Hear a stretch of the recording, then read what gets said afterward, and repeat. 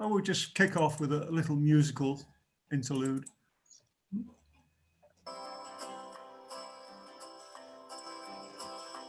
Have you heard the latest news that the LS-22s will have nothing on their panel but a screen that will give the latest views from the satellite you choose and display the sink in red, the lift in green. There's no stick up on the floor, no rudders anymore, just two wires that you plug into your brain.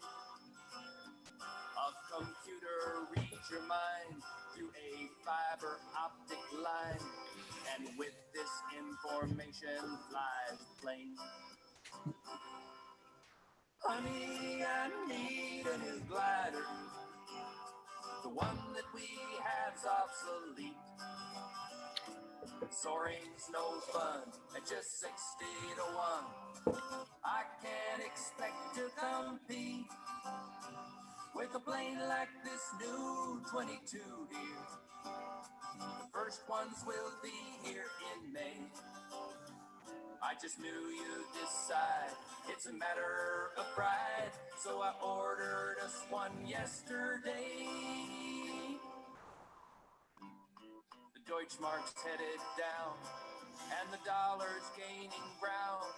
It might get back to 1 to 1 again. So for just 200 grand, you place an order with a man who promises delivery by spring. Then 3 years from that date, he says just one more wait. The factory is quite busy now, you see. I know they're anxious to get through with your new LS-22, cause they've just announced the LS-23. Honey, I need a new glider. The one that we have's obsolete. Our investment is doomed if we don't trade it soon. Hell, we've had it for over a week. Just look at this new 23 here. The first ones will be here in May. I just knew you'd decide, it's a matter of pride, so I ordered us one yesterday.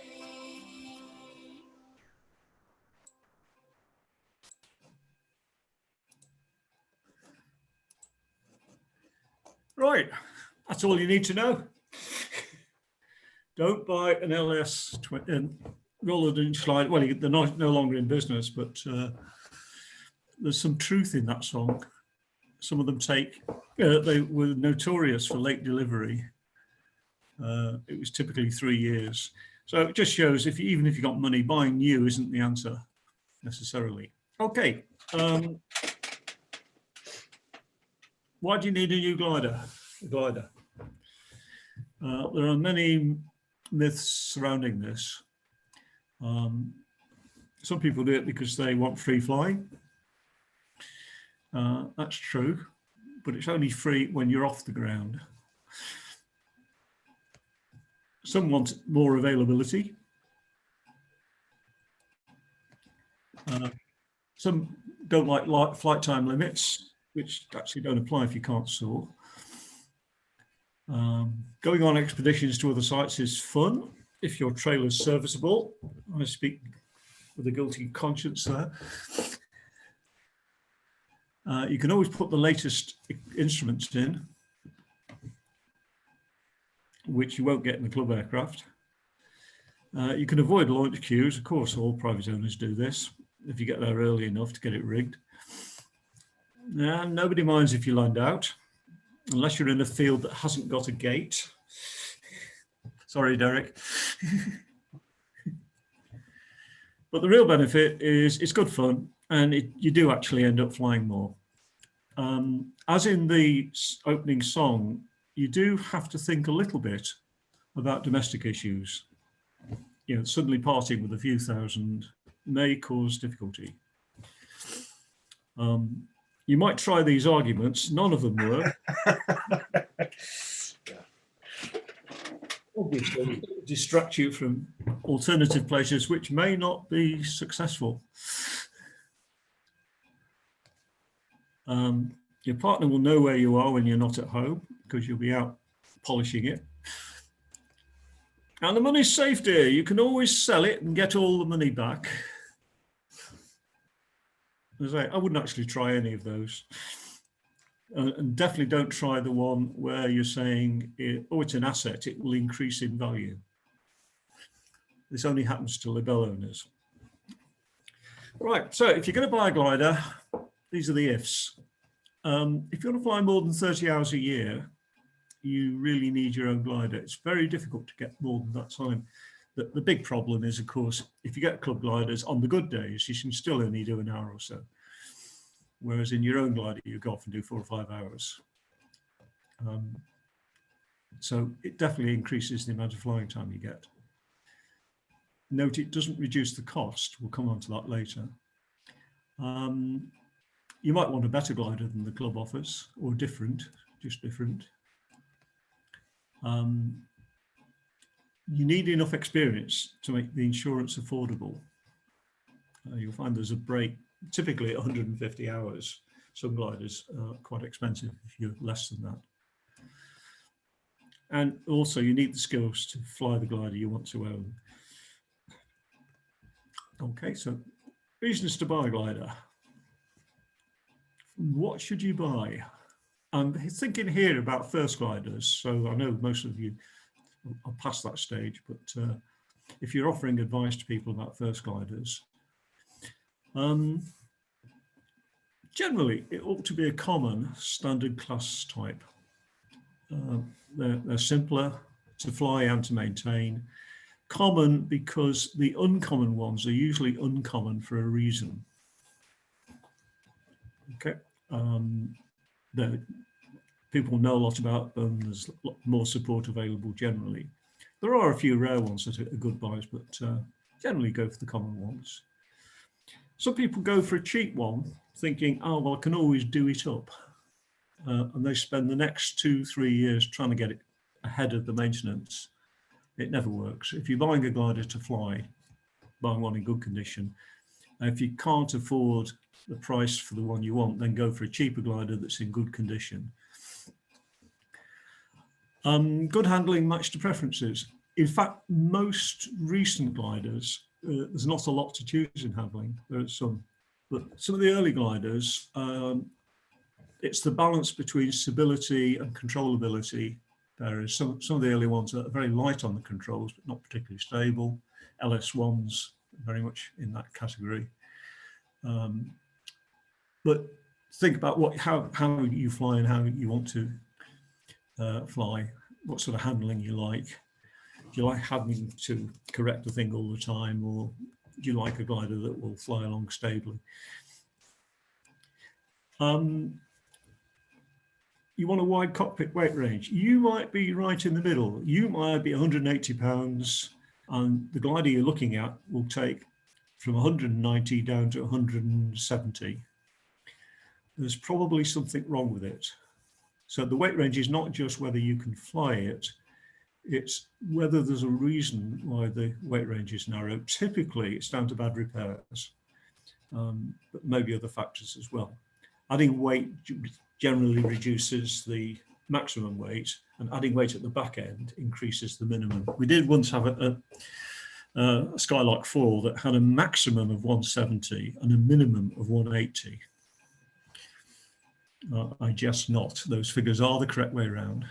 In fact, it was a prototype, and we managed to get it flyable by weighing the wings and reclassifying it. The other reason is if you buy one with a narrow cockpit weight range, you may find it very difficult to sell. A good test is, has it been in regular service? Most private gliders will do typically 2 hours average flight time, 50 hours a year. Not in the COVID years, of course, but if you're getting less than that, I mean, it may have been not in use for a reason, that a glider hasn't achieved that. You need to be a little bit cautious about it. If the average is low, particularly if the average is under 1 hour, has that glider spent a lot of time with, as a club glider, for instance, which is probably not a good thing. If the overall hours are low, is there a reason? Is it been maintained? You know, does it need lots of maintenance? Has it had a long repair? All sorts of factors. So you're looking for that in the logbook.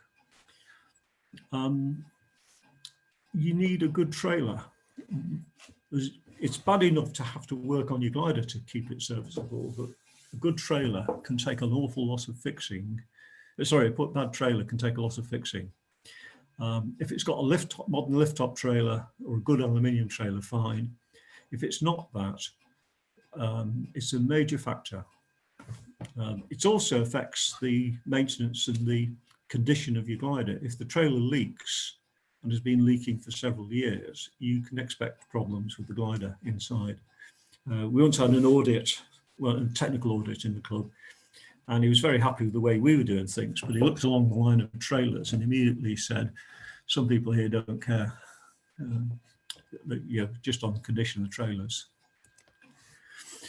It ought to be well documented.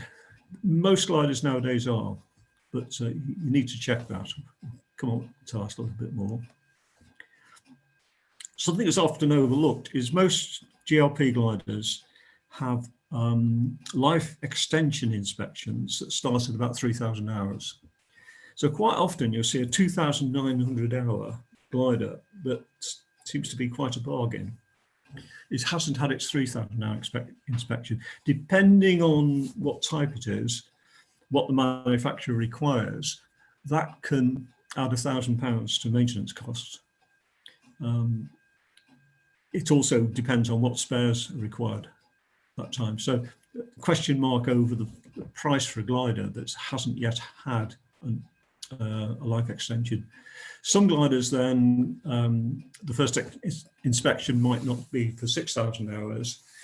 Some like the Grobs are 3,000 hours and then every 1,000 hours after that.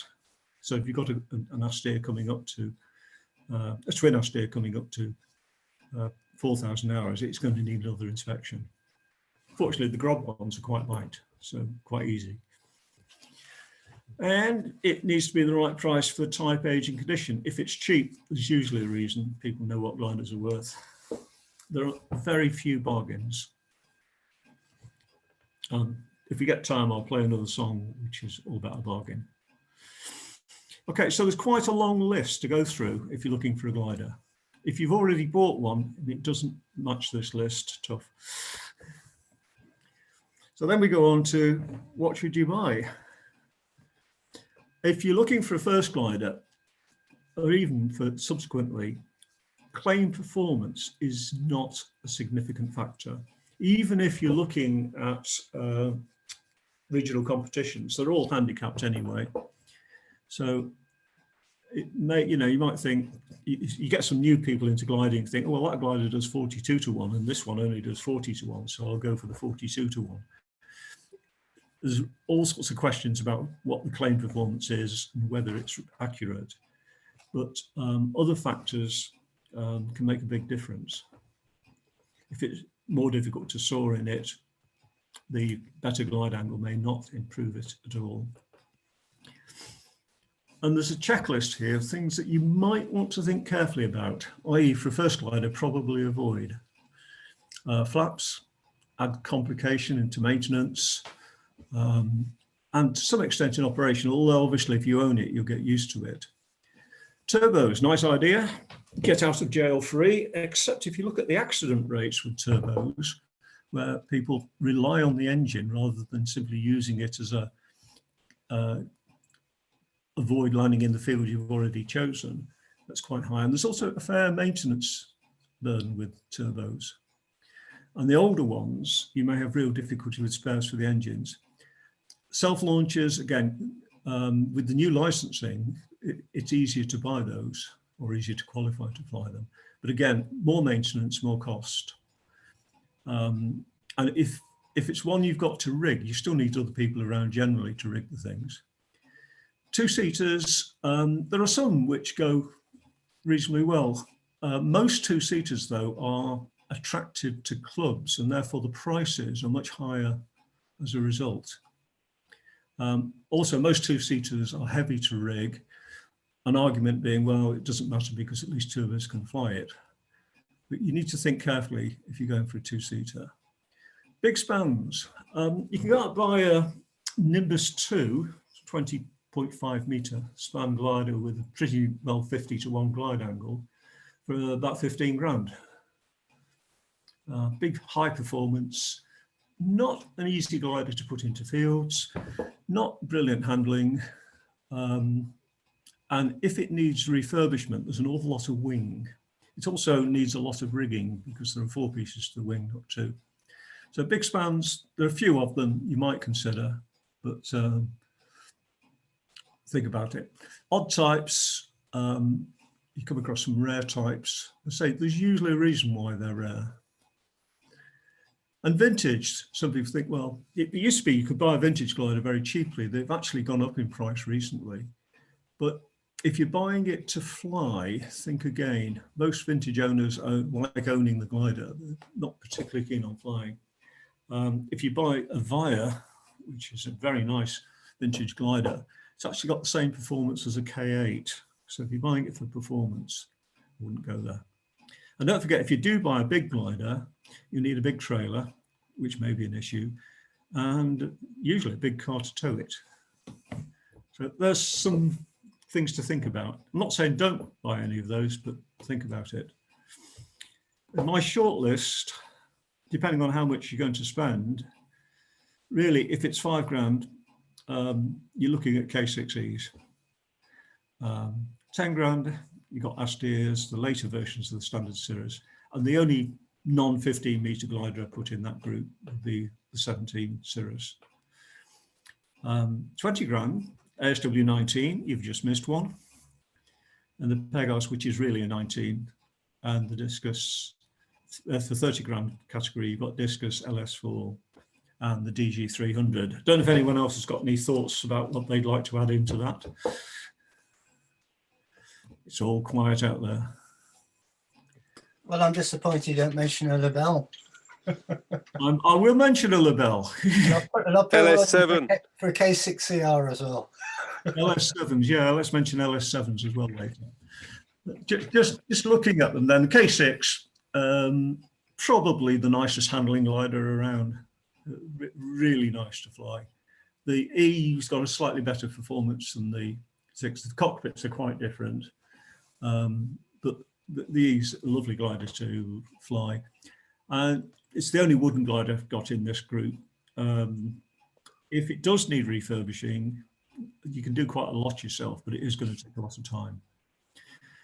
Asteers, it's not accidental that we went down the Asteer route for club gliders, and as a result, there are now, what, 5, 6 on site in various marks. What's to say, they're reliable, they're relatively cheap. Performance isn't that bad, actually. I've flown the Lebel alongside Pete Lowe's Asteer, and there's no difference in glide performance to speak of, certainly in the lower speed range. 50 knots, 50 to 60 knots, there's nothing to use. You don't get many tech problems with them. They're good that way. One thing I did mention about the K6, you do need to have a recent glue inspection to make sure it's sound. Of the early glass fiber gliders, the standard Cirrus is probably the most conventional handling, a really nice glider to fly. The very early ones have got poor air brakes and a bit twitchy with the all-moving tailplane. But if you can pick up a standard Cirrus, with particularly one built by Grob with a fixed tailplane and the double air brake mod, they're really nice to fly. A little bit pricey, actually. They have shot up in price recently. And so the only bigger glider, I had an open Cirrus for 20 years, did 700 or 800 hours in it. Trouble-free, great performance. Not as quick to roll, you know, handling isn't as good as a 15 meter if you want sharp handling, but They go really well, and they're genuinely above 40 to 1.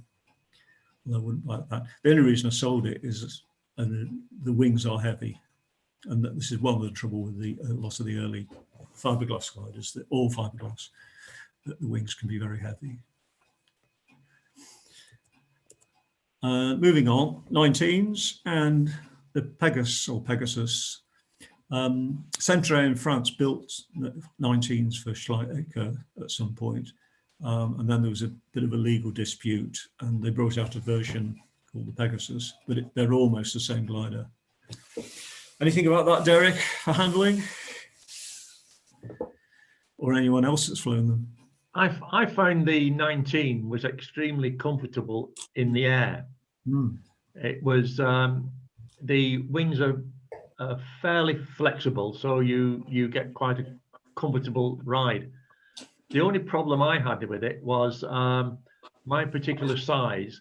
I found it actually quite difficult to sit in it. I had to modify the back of the seat rest, so I was almost lying down. Yeah. Yeah, I mean, I had a 19, was my first glass glider, and it was a lovely glider. I thoroughly enjoyed it.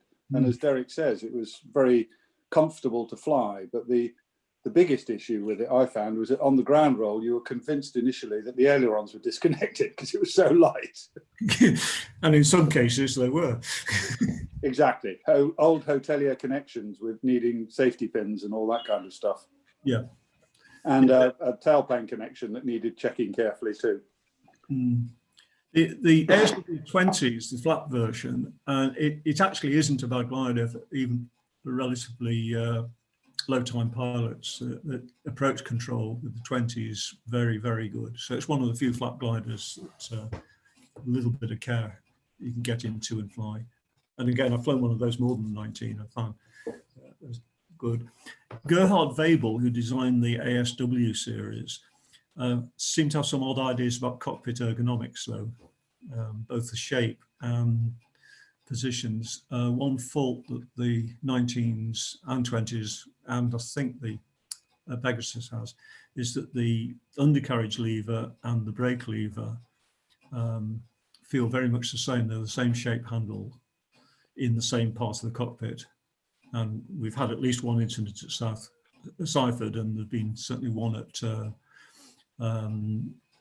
another site I know of, where the wheel has been going up and down on the approach as the pilot tries to apply the brakes.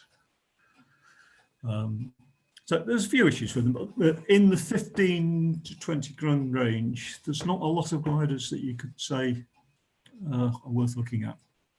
If you can go above that, either by spending more yourself or perhaps going into a group, then the Discus is outstanding, very easy to fly. You take somebody, first solo pilot, put them into a Discus, no issues really. Good performance, had a very good competition record. And again, cockpit size much better. Klaus Hooligas, who designed them, was a bigger person, and he did most of his own test flying, so cockpit sizes are no problems.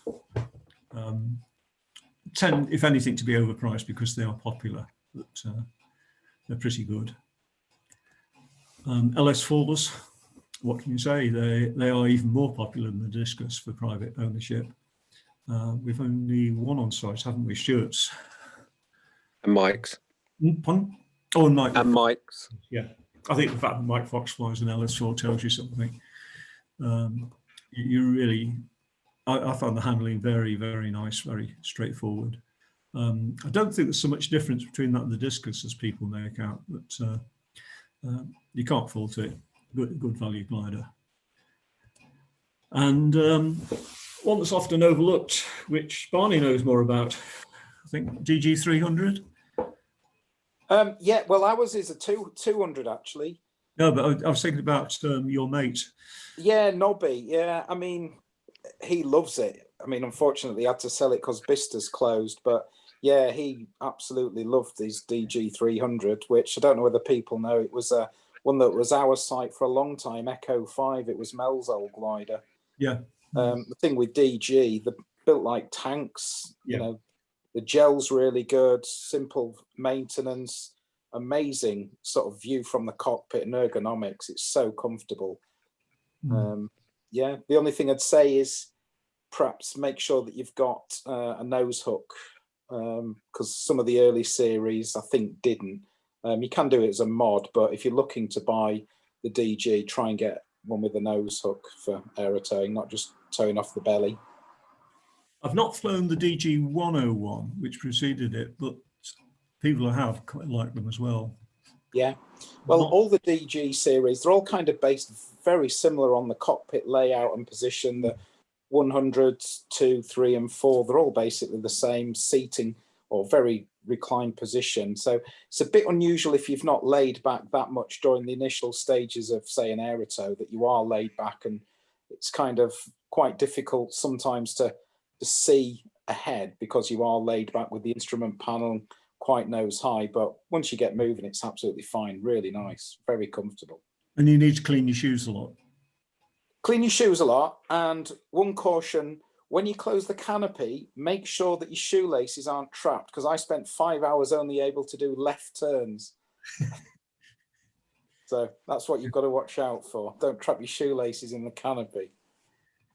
But for the average owner, the DG series are generally a little bit cheaper than the LS4s and the Discus, and actually have more or less the same performance. I mean, there may be a slight edge in competitions.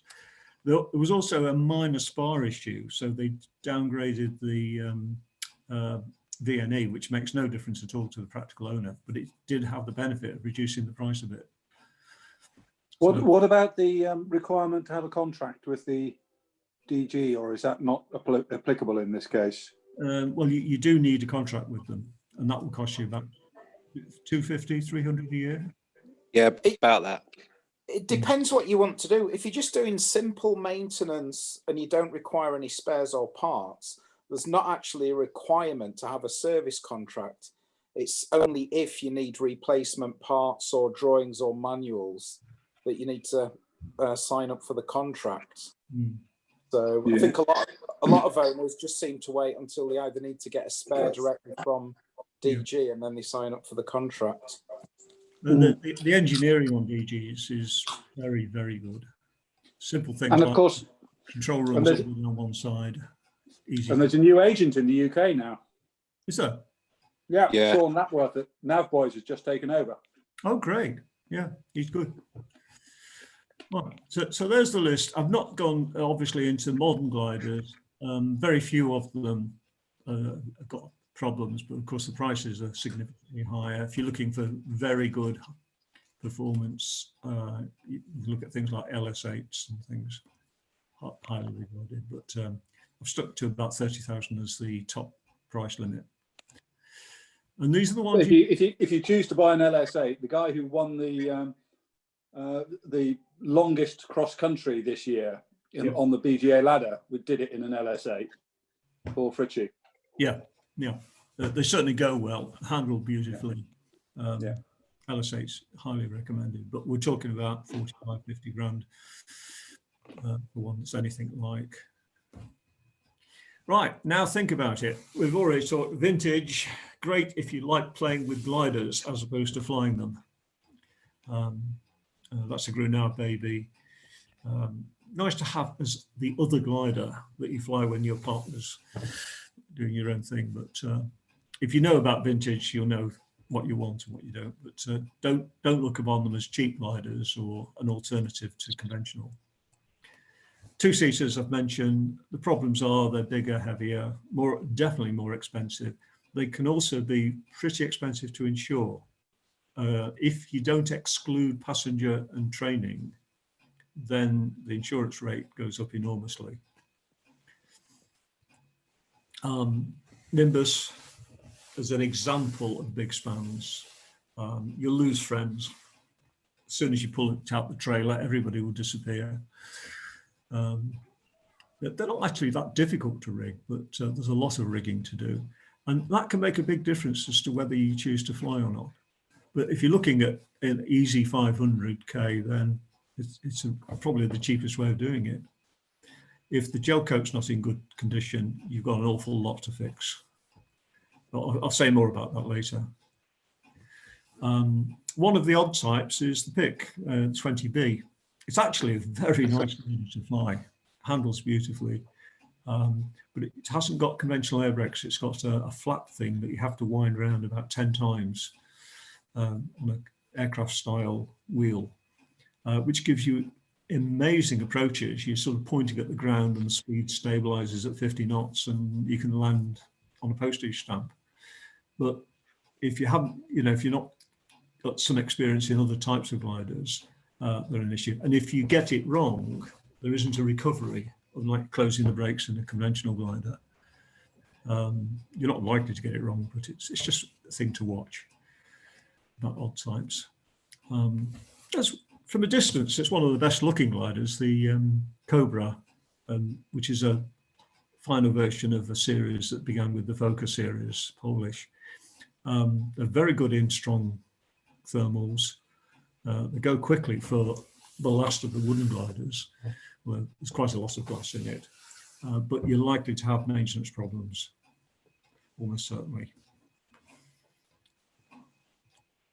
And IS-29 as an example, they're great if you like spinning.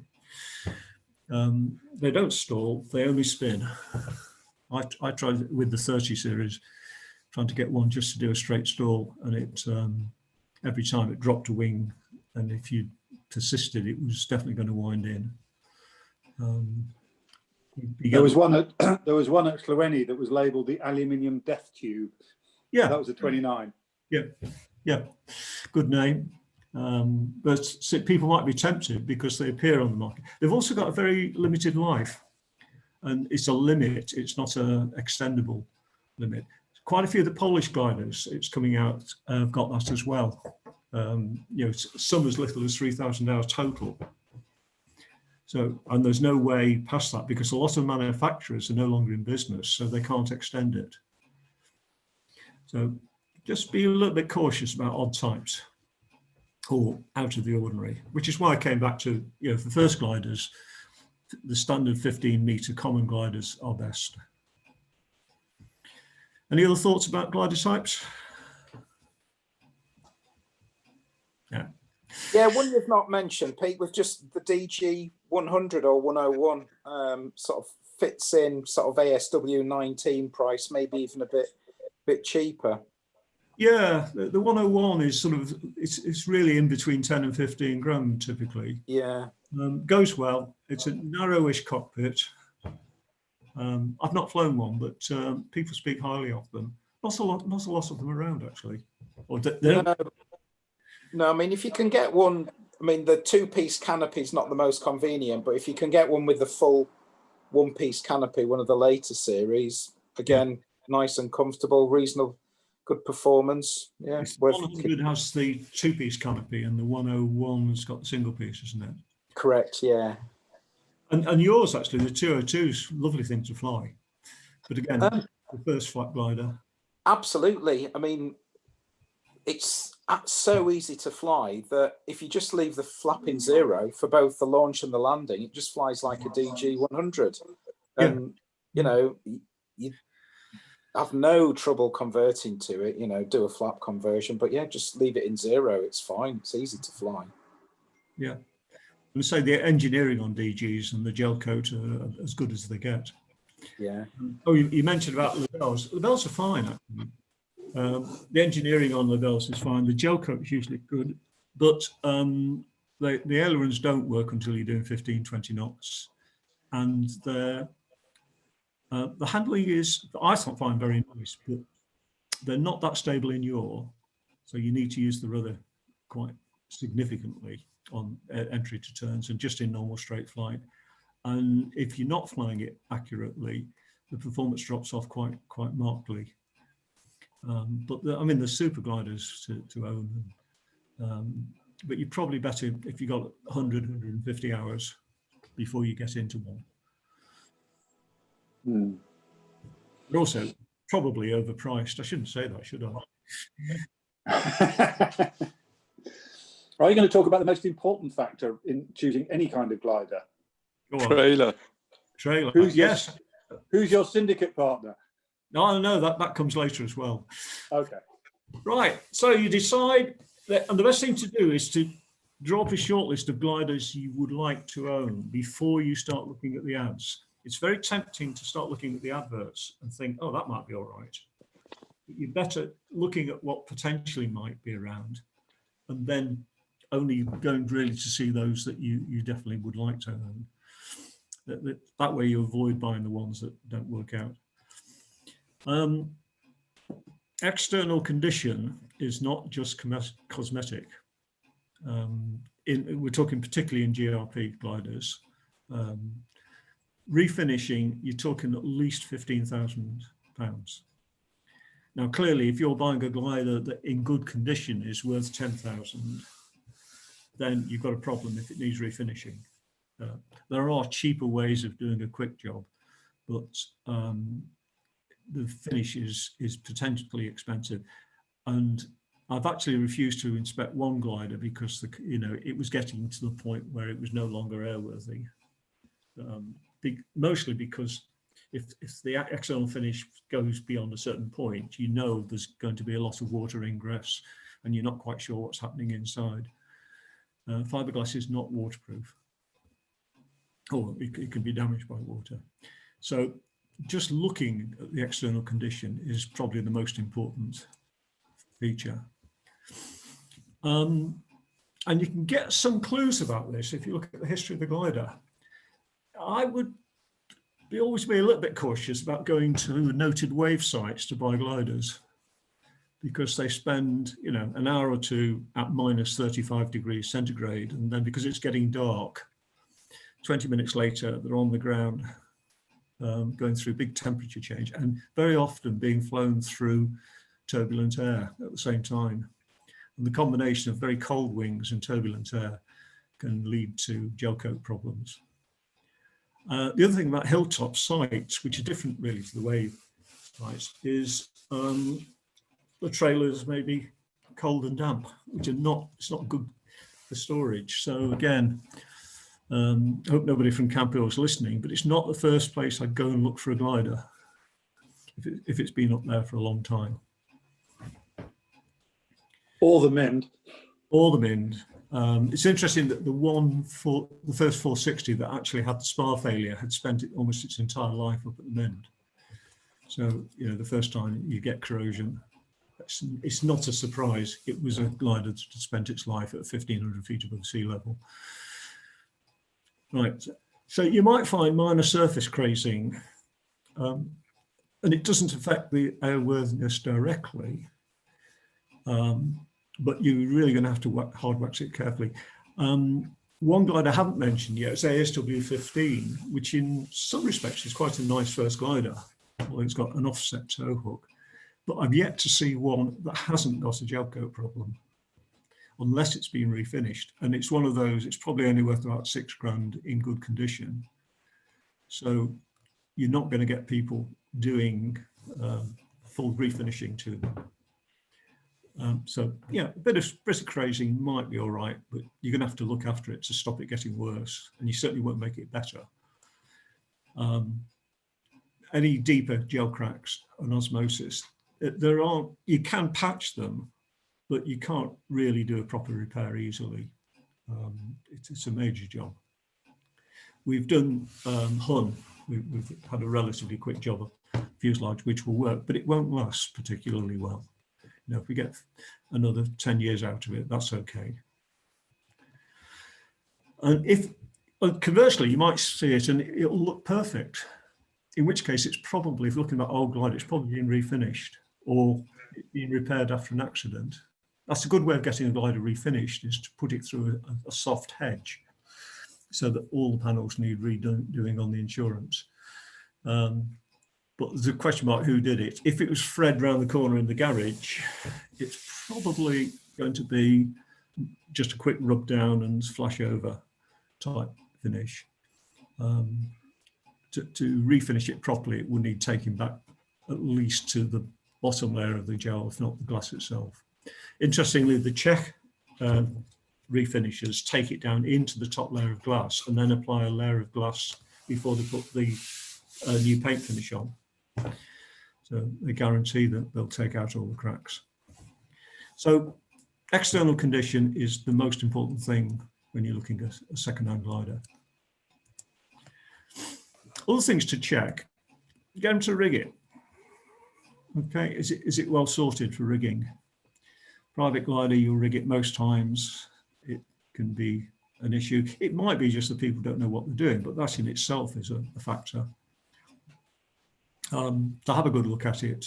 Does it work? Does it go together well? Obviously, look at the logbooks, which tells you the history and the maintenance file. Check everything on the what to buy list, the weights and so on. Quite often you see. Sorry to interrupt there, Peter. There's an interesting point on the logbook point that you make. Is if you look in the logbook and there's a repair or something of that nature that the owner hasn't previously told you about, then that's grounds for being suspicious. Yes, yeah. There isn't really a problem with proper repairs on gliders. Absolutely correct. But Yeah. if the owner is being less, isn't being straight with you, if he doesn't say, look, I broke it, but it was fixed by so and so, and the details are in the logbook, that's fine. But if the first you find out about it is when you look in the logbooks, that's grounds for being deeply suspicious. Yeah, I'd agree with that. Absolutely. But say if the glider's had an accident and it's gone to an accredited repairer, particularly somewhere like Southern Sailplanes, it'll be as good as new. It won't have suffered any loss of strength or quality. Right, good instruments. You often find, as part of the advert, oh, it's got an LX something or other.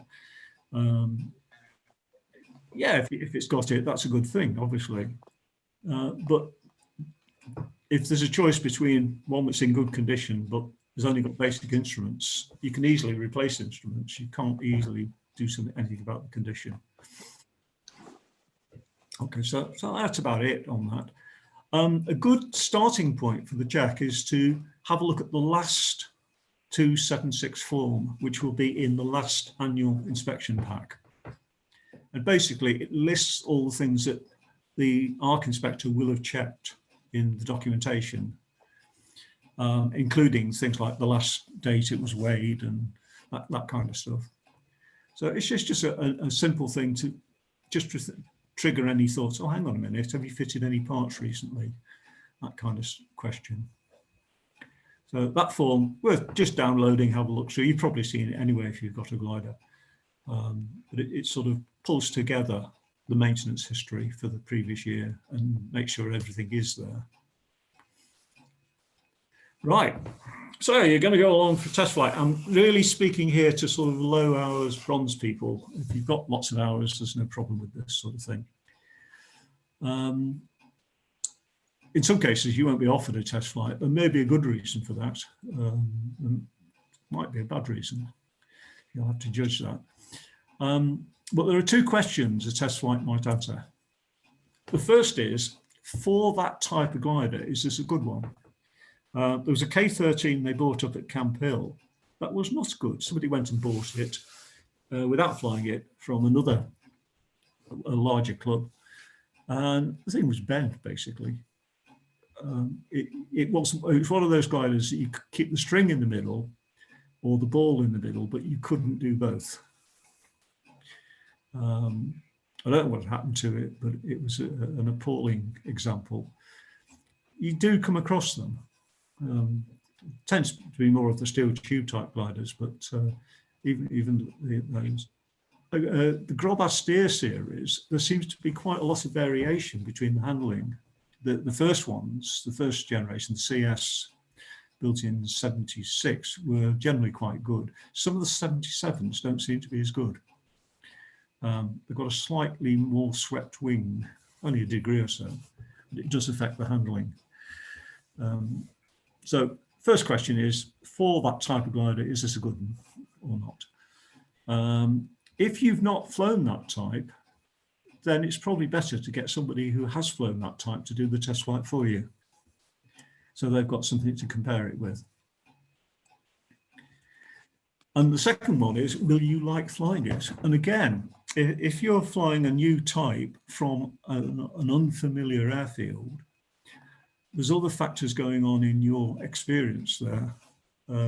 You probably won't get to appreciate it. Some gliders, I found I needed 10 flights before I was really comfortable in.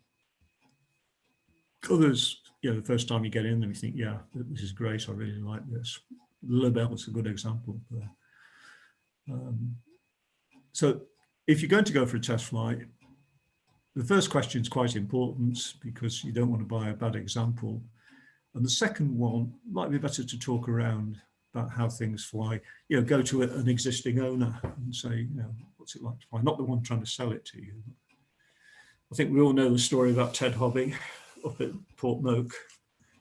There was a T53 up there, which is probably the worst glider that Slingsby ever made. And Ted had flown one down at Devon. And so he saw this one and went up, and there's two guys standing there. And Ted said, oh, I flew one of these down at Devon. It was a terrible thing.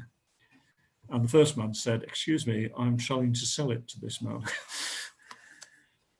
Ted was not popular. If you're going to buy a glider, you should talk to the CFI, who will almost certainly say yes, as long as you let me fly it first, or words to that effect. Also, he will know you, and his opinion's worth getting. You'll need to make sure there's a trailer space. We're now at the position where any further trailers are going to be around the corner at the west end of the airfield. We're simply running out of trailer spaces in the main room. And if it's one that's going to need some maintenance to get it into service, talk to one of us about it. Always useful. And now, costs. The good news. If you buy sensibly, you buy the right type, and you look after it, you're probably not going to lose any money on it. Our Cirrus, I think we lost about £1,000 over 20 odd years. I think we bought it for 9.5 and it went for 8.5. So cash depreciation isn't there. I mean, obviously there's real depreciation behind all that, but gliders generally hold the cash value quite well if you buy the right ones. So it's not an investment, but given that you don't get much interest on money in the bank these days, it's not that bad. And for the kind of gliders we've been talking about, you're talking about £1,000 a year to actually own it. Insurance. If you buy an Ashley, you're probably going to end up paying 500 quid for a £10,000 glider, that sort of money. But if you go for a modern two-seater, insured for training and passengers, then it's £2,000 or more. I'd love to know where you can insure a two-seater for £2,000 for training as well, Peter. Okay, 2,000. I've just been quoted nearly £1,000 for ground risks. Right.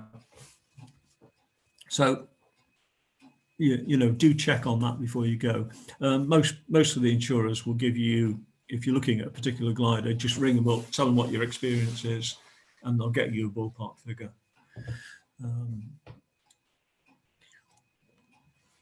Then you've got the sort of ongoing costs. ARC's £122, trailer fee £150. Annual inspection, if we do it, it's £180, but it's less if you actually take it apart yourself. If you send it to one of the agents, then you're probably talking about 500 or more. But that's just a case of drop it off and collect it a couple of weeks later type job. Hard wax, again, Seiford's cost is about £100 now, or learn how to do it and we'll let you use the equipment for a very modest fee. Hard waxing, if there's any cracking at all in the gel coat, any defects, you do need to hard wax to drive the wax into them and stop further damage. But I always soft wax as well, if it is. Then you've got all the accessories, yeah, radio, grand, parachute. From time to time you might need one, or it might be offered without one. Navigation aids, anything from a Kobo at 100 quid up to 4 grand or more. Farm, at least 500 for a second-hand one now. And so toss release, 250 quid for an overhaul. And then out of the blue, you get a little letter from someone that says your elevator push rods are suspect. Go and take it out, and if it's rusty, we'll sell you another for 500. Okay, so those are the ownership costs. No way around though, most of those. So at this point, you decide, well, let's share everything. We'll share the cost. We'll have, so there's various views about it. If you're having a group, always have an odd number of people, and 3 is probably too many. Very well said, Peter. But generally, you can share costs, and you can share the maintenance load. It only takes 2 people half the time to polish the glider or to do any work, particularly if it's work on trailers and things like that. And if you choose the right people, you don't really notice the lack of availability. You know, particularly, I mean, for years, I shared with Charles Webb. He flew at midweek, I flew at weekends, although we were fairly relaxed about doing that. And I don't think either of us was restricted in how much time we got in it. But you do need like-minded partners. I think we all know about examples where that's not been the case. A good approach is to say, right, I'm looking for a glider. Who do I get on with at the club who might be looking for a glider, got the same economic capability? If one of you's rich and wants to have everything done professionally and the others wants to do it all to keep the cost down, then you've got a conflict, that sort of thing. So find a partner you get on with and buy the glider. I mean, you wouldn't buy a house and then look for a wife or husband to match that. You'd do it the other way around, probably. Have a clear agreement about use. It needn't be rotated, but at least some kind of understanding, because the odd 500 day will appear and you'll both want it. And then if you do go into some agreement, beware, there are 2 models for shared ownership. Most people seem to work on the first one, where you each own 50% or 33% of the glider, depending on the number. If that's the case, then in principle, you can sell your share to whoever you like, and the partners can't really do much about it. That share, that proportion of the glider belongs to you. You can do it like. A better way generally is to have joint ownership, in which you would have to agree on any changes. Do think about that, particularly depending on who you're going in with. Peter, I've got I mean, I'm in a syndicate with separate shares, where we've actually written into the syndicate agreement that if a partner wants to sell, they have to offer it to the remaining partners for a right of first refusal, and there's an agreed value which we revise every year at which they do that. That's a good way, yeah. It's sort of intermediate, yeah. I like that. And then, and if the remaining partners refuse to buy it, then the selling partner can then sell it to whoever they like. Right, good. That's what myself and Neil have got exactly the same thing on the DG. So yeah, protects you both really. First off, yeah. Yeah, and if, by the way, I mean, draft sort of forms of syndicate agreement, there are a few around. I mean, I've done a couple in the past, and I'm quite happy to share those if anybody wants them. Yeah. But yeah, it's worth thinking. Certainly, if the glider you want is outside your financial reach, you're probably better going for the glider you want in a partnership than you are settling for a glider that you're less happy with. So it's a good way around. The other thing is gliders benefit really by being used. You get far fewer problems if they're used regularly. So if you're not able to do much flying, it's better to have a partner who can build up the hours. I mean, I know this year we've got some funny logbooks with 0 hours in, but in normal years you'd want to see 30 or 40 hours minimum. So you get your new glider and you get it back to Seiford. You better learn how to fly it. Maybe one you know already, you learned on it last year or something, and you've just gone and bought one for yourself. Awful lot of people don't seem to do this. Read the flight manual. It's really quite informative.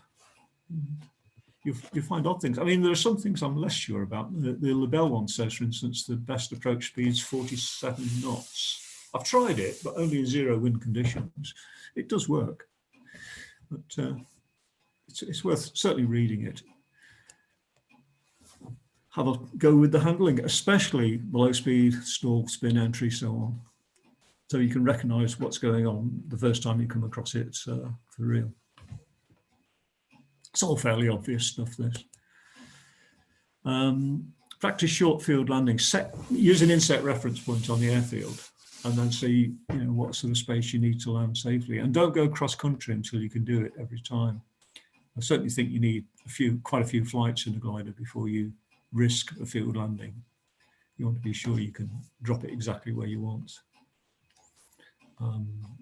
Say particularly with flat gliders where you're going to learn different techniques, and they're all different. Say ASW20s can land in very short with full landing flap. They just parachute in.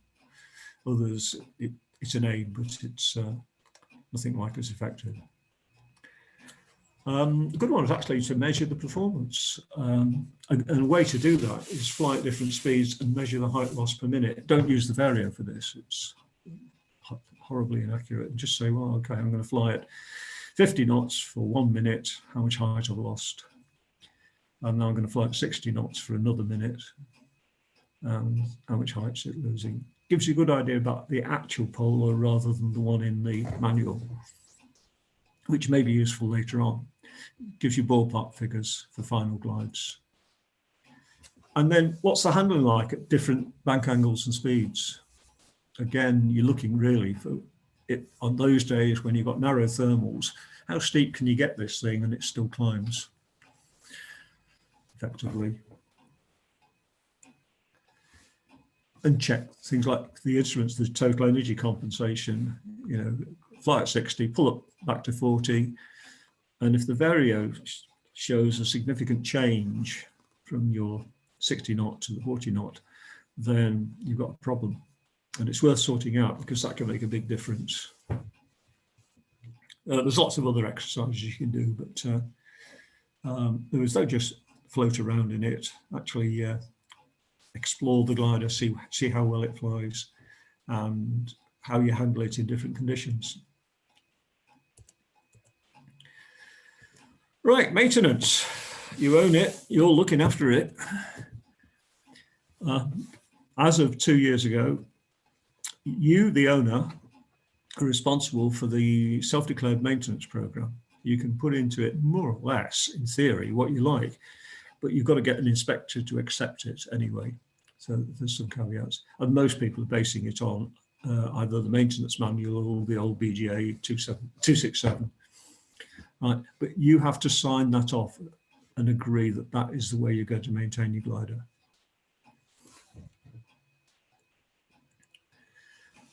And you can do a lot of the maintenance, whether it's the annual or bits in between.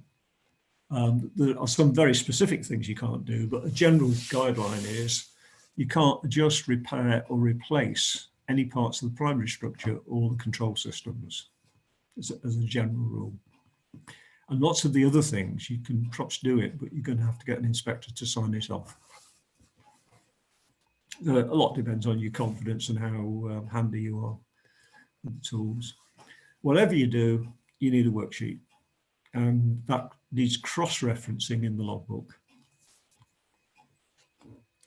So you just have a common number system. It's usually something like the registration and date. It says, and I mean, I'm not saying you need to do it for absolutely everything like changing a tyre, but some people will do it for that. But any significant work needs to go in. And we have to check on what's happened to the glider between the arcs. So if you're planning on doing any work, one common one that people do is to effectively redo the instrument panel, replace the instrument panel. It is worth checking. One thing that people forget is that gliders are rated to, well, the design rating is typically 5G with an absolute about 7.5G. So whatever you do should be capable of supporting 7.5 times the weight of whatever you're doing it on. Think of that if you're doing any work on the seat. Take your own weight, multiply it by 7.5, and imagine that weight now sitting on the seat. Because if it's not that good, then it's not sound. Every 8 years at least, or any time you do any significant work which is affecting the weight, you've got to weigh it. We can do that at Syford. It's not absolutely 2,500 launches, it's actually 10,000 operations, but they need to be overhauled by an agent, not by us. And the regular polishing, can't emphasize how important that is. Absolutely vital. And lastly, selling. Eventually you might want to move up or move out or whatever. Quite simple. Would you buy it yourself, taking the type, age, condition and price into account? Don't be, keep it in good condition. It does matter. And the trailer. Dry. Make sure you can put it together simply, quickly, easily. That really does impress people. Keep the paperwork well organised. Again, as far as your paperwork goes, take that 276 form and sort everything out into the same order. It works well. If you have spent a lot of money on instruments, don't expect to get it all back, although some people have managed that recently.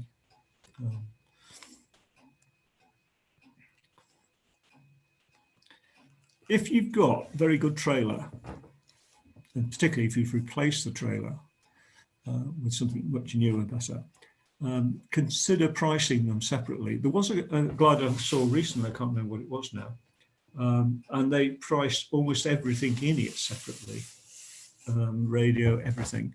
I think that's going a bit far because it took something like a 13 grand glider became a 26,000 pound glider. Okay, but that'll be why they did it, so they could advertise it at 13 grand. Yeah. So, and again, if you're buying, then make sure if someone's doing that you take the price. I mean, a newish Cobra for a 15-meter glider is going to be 10 grand or more.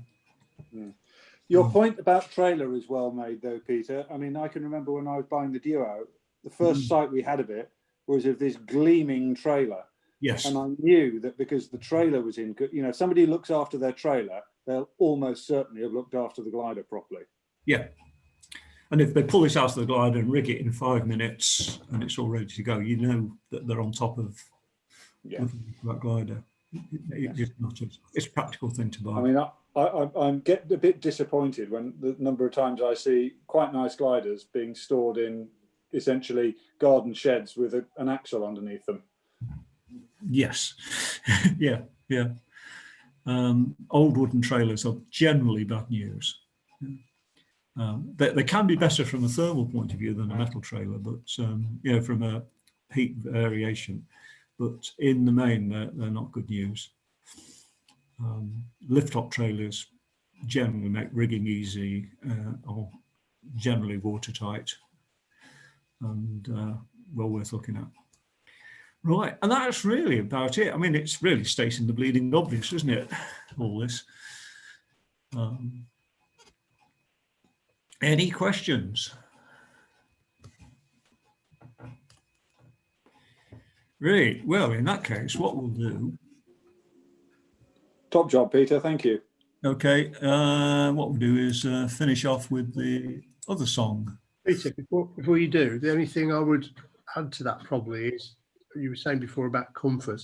You have to at least get in the glider with a parachute and strap yourself in.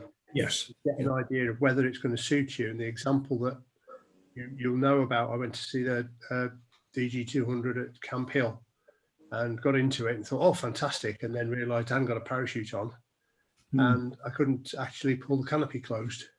Yes, yeah. And that is a good reason for taking a test flight, even if it is at a foreign airfield, because you'll get an idea. You know, if you're feeling cramped or uncomfortable on a first flight, then it's probably best to move elsewhere. Yeah, I mean, in general, if you look at things like most of the Shemp Earth gliders have got pretty good cockpits, ergonomically and space-wise.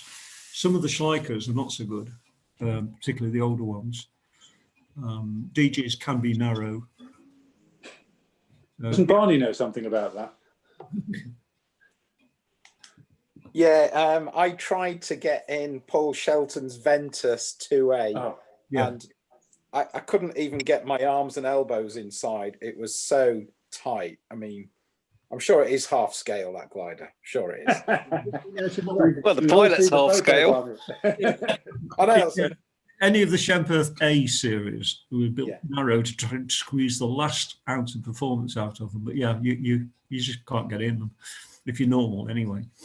Yeah. I mean, it's the 2A. I couldn't get my arms inside and not even a chance of closing the lid. Yeah, it's just so small, so small. I'll say that the Ventus 2s are brilliant gliders in terms of performance. But yeah. Yeah, we tried a DG200 at Millfield, and I got in it all right, but getting out was that was a disaster. So I think anyone who's a little bit lofty, and obviously Chris has had the same problem as me. It was just a nightmare getting out of it. So that was the reason I didn't buy that one. And yet you can get into the Shemp Earth cockpits in general. Yeah. Pretty much most of them, and LS3s, LS4s, fantastic. Are built for all sorts of sizes, really. You may find also it depends on your body shape, not just your height. I've got sort of fairly long legs and a shortish body. Fit in the Lebel, but it was quite funny when Mike got in it, wasn't it, Mike? Yeah, it was. I got it. I got it in it all right, and I was quite happy in there. And then I put the lid on. That was okay, and then I clamped the lid down, and that's kind of where it all went wrong, because my head was into the point of the canopy, and I just couldn't look left or right. So however, having said that, I've subsequently sat in Mike Fox's old one, and I was actually quite comfortable in that, probably because I'd adjusted the seat to an appropriate place. So you've really got to try the various things that are available in terms of seat rake and pedal adjustment, to make sure that if you are a little bit on the lofty side, then you just try everything just to see if you're going to be comfortable.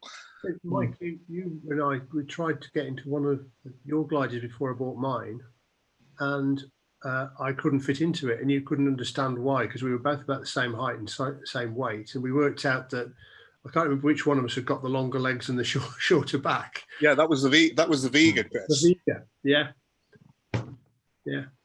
And I kind of just about get into that quite comfortably, and it's a fairly generous cockpit as far as cockpits go. Some of them are very small.